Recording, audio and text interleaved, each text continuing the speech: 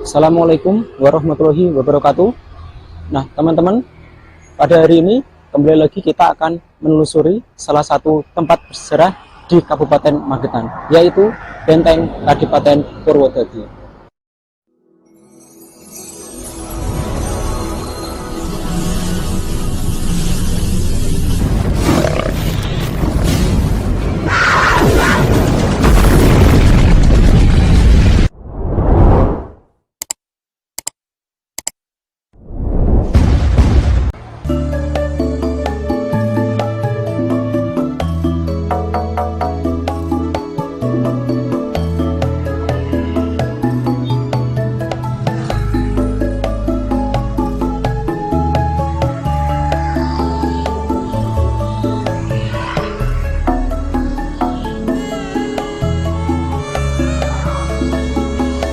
Coba kembali di channel Ki Ageng Barat Official.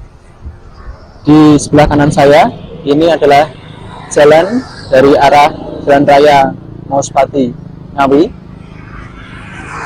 Untuk menuju ke lokasinya bisa ambil ke arah timur, lebih tepatnya di perempatan Desa Purwodadi atau sebelahnya gereja.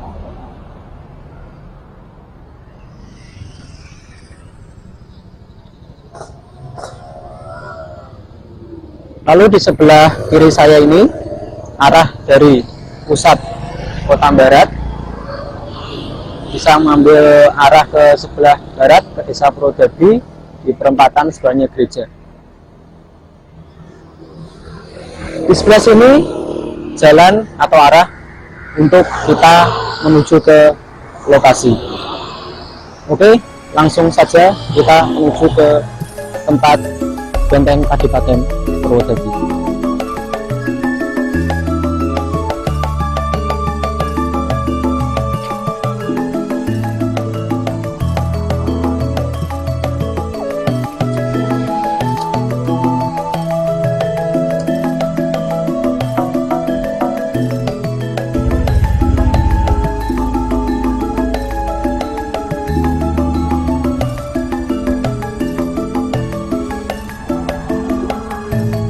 Kita langsung menuju ke lokasinya, teman-teman, tempat di mana Benteng Kadipaten Purwodadi berada, teman-teman ya.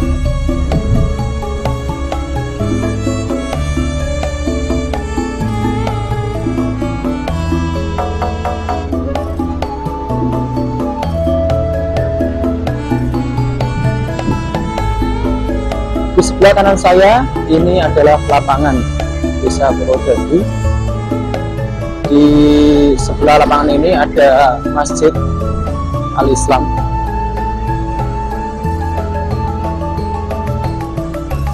Di depan ini ada perempatan kecil, kita ambil ke sebelah kanan atau ke arah timur.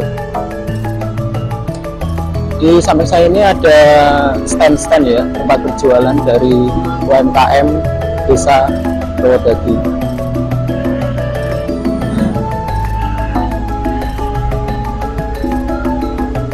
Di depan sana ada SD Negeri Purwodadi. Nanti lokasinya tepat di sebelah dari SD Negeri Purwodadi.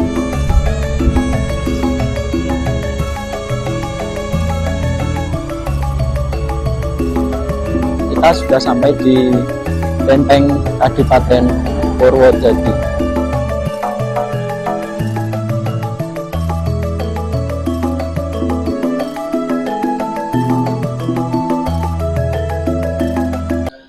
Oke teman-teman, saat ini saya berada di depan Benteng Kadipaten Purwodadi. Nah, di sebelah sini teman-teman ada pelang, teman-teman ya, bertuliskan Gapura Benteng Purwodadi, teman-teman. Nah, di sebelah sana teman-teman ada dua buah gapura, pintu masuk dari Benteng Kadipaten Purwodadi. Nanti kita akan masuk ke dalam, teman-teman.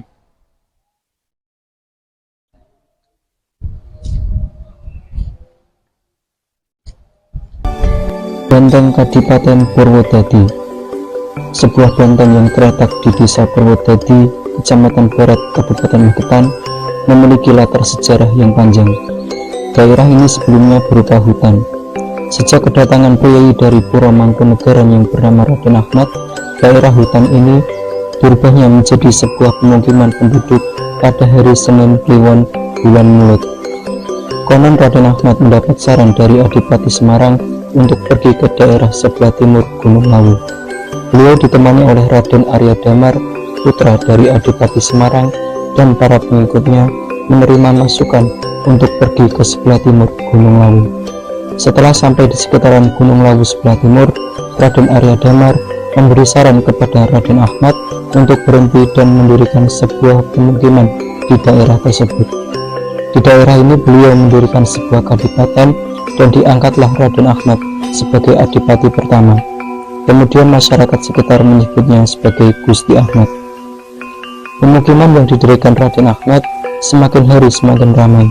Pada suatu hari di daerah itu, kedatangan rombongan bangsawan dari Yogyakarta untuk meminta izin mendirikan sebuah benteng pertahanan. Bangsawan tersebut adalah anak dari Pangeran Diponegoro yang mendapat tugas dari ayahnya untuk mengikuti perang dan memperkuat daerah Boy Mataram agar terbebas dari penjajah Belanda.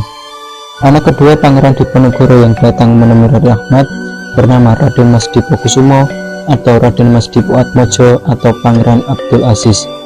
Kemudian Raden Mas Dipokusumo diangkat sebagai adipati resmi dan mempersiapkan prajurit-prajurit perang untuk melawan penjajah Belanda. Kanjeng Pangeran Haryo Dipokusumo adalah anak kedua dari Pangeran Diponegoro. Kadipaten tersebut diberi nama Kadipaten Purwodadi dikarenakan nama Purwodadi berasal dari kata Purwo yang berarti wiwitan dan Dadi yang berarti dumadi, dengan maksud awal berdirinya sebuah kadipaten. Pada masa ini Kadipaten Purwodadi digunakan sebagai markas atau benteng pertahanan untuk melawan Belanda saat terjadi perang Diponegoro. Perang Diponegoro atau Perang Jawa antara tahun 1825 sampai 1830 adalah garis batas dalam sejarah Jawa dan Indonesia umumnya antara tatanan lama Jawa dan zaman modern. Itulah masa di mana untuk pertama kali sebuah pemerintah kolonial Eropa menghadapi pemberontakan sosial yang berkobar di sebagian besar Pulau Jawa, hampir seluruh Jawa Tengah dan Jawa Timur, serta banyak seluruh daerah lainnya di sepanjang pantai utaranya. Terkena dampak pergolakan itu, sekitar 2 juta orang yang artinya sepertiga dari penduduk Jawa terpapar oleh kerusakan perang. Pada waktu permulaan perang Diponegoro di daerah Madiun, para bupati di wilayah Madiun yang memimpin perang sebagai panglima daerah adalah sebagai berikut: Raden Mas Tumenggung Prawiro Dirjo III, Raden Mas Tumenggung Prawiro Sentiko, Raden Mas Tumenggung Suro Dirjo, Raden Mas Tumenggung Yudo Prawiro, Raden Mas Tumenggung Yudo Kusumo, Raden Mas Tumenggung Suro Diwiryo, dan Raden Ngaboyi Mangun Prawiro. Pemimpin peperangan yang berasal dari Madiun ada 2 orang, yaitu Mas Kartodirjo dan Raden Ngaboyi Mangun Prawiro. Pada saat Kadipaten Purwodadi dipimpin oleh Raden Mangun Prawiro, penjajah Belanda berhasil menguasai Magetan dan membagi sistem pemerintahan di Magetan menjadi 7 daerah kekuasaan. Pembagian daerah kekuasaan itu diputuskan dalam pertemuan semua bupati sewilayah Mancanegara Wetan pada tanggal 3 sampai 4 Juli 1830 di Desa Sepreh, Kabupaten Ngawi, yang sering disebut dengan Perjanjian Sepreh.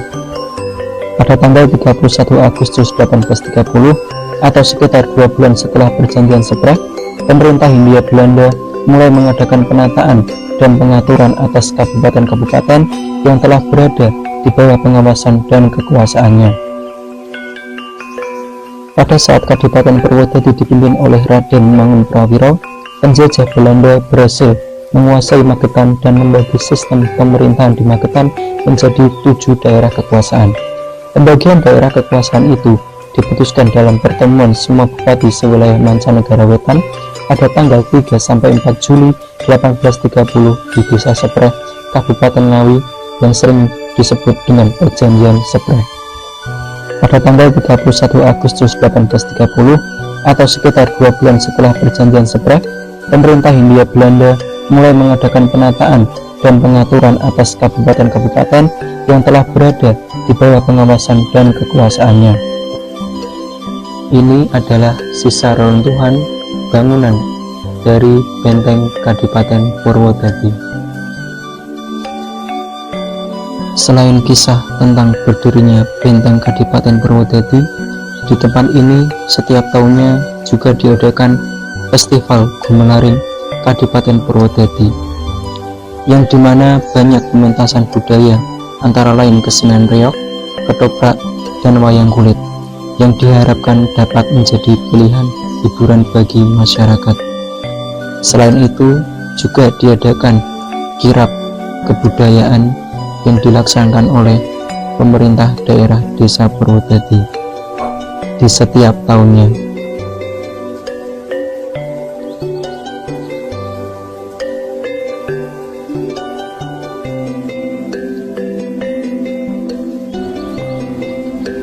Demikian tadi kegiatan kita pada sore hari ini menelusuri benteng Kadipaten Purwodadi.